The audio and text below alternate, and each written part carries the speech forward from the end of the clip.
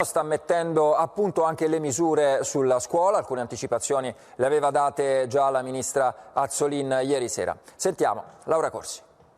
Fino a qualche giorno fa erano solo ipotesi, adesso arriva la conferma della ministra dell'istruzione Lucia Azzolin, intervistata a Che tempo che fa.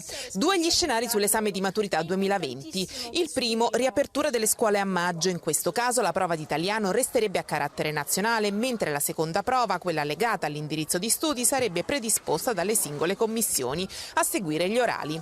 Secondo scenario, nessun ritorno tra i banchi il mese prossimo. Se così fosse, niente scritti, ci sarebbe solo il colloquio.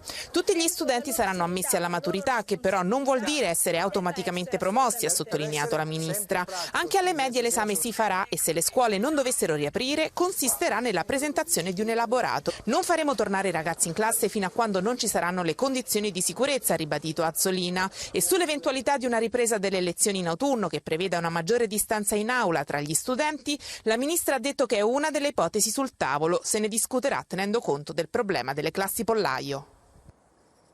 L'emergenza sanitaria ha stravolto